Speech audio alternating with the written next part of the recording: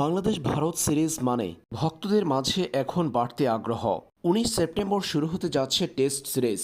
Test সিরিজের প্রথম টেস্টে বাংলাদেশ ভারত মাঠে নামছে চেন্নাইয়ের চিদাম্বরম স্টেডিয়ামে। ভারতের বিপক্ষে টাইগারদের এই সিরিজকে সামনে রেখে অনেক আগে থেকেই একের পর এক মন্তব্য করে আসছিলেন ভারতের কিংবদন্তি ধারাভাষ্যকার হর্ষা ভোগলে। বিশেষ করে তিনি মুগ্ধ হয়েছেন বাংলাদেশের পেস ইউনিট দেখে, যারা রাওয়ালপিন্ডিতে পাকিস্তানি ব্যাটারদের পরীক্ষা নিয়েছে।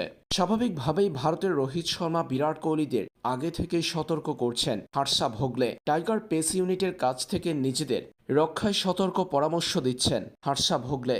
রোহিত শর্মা, বিরাট কোহলিদের কাছ থেকেও যে পরীক্ষা নেবেন নাহিদ রানা, সেটা সুস্পষ্ট ম্যাচের আগেই জানিয়ে দিয়েছেন ভারতীয় এই ধারাভাষ্যকার। সম্প্রতি হর্ষা ভোগলে নিজের ইউটিউব চ্যানেলে বলেন, প্রথম কথা হচ্ছে তাদের পেস আছে।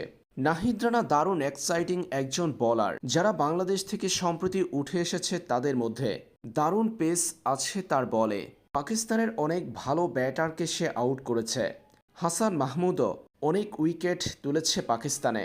তাসকিন আহমেদের সামনে সুযোগ আছে এখানে এসে সবাইকে দেখানোর যে তাকে কেন এতটা মূল্যায়ন করা হয়। তার বলেও ভালো পেস আছে, তিনজন দারুণ পেসার আছে। তাই ভারতের জন্য ব্যাপারটি বেশ কঠিন হয়ে দাঁড়াবে।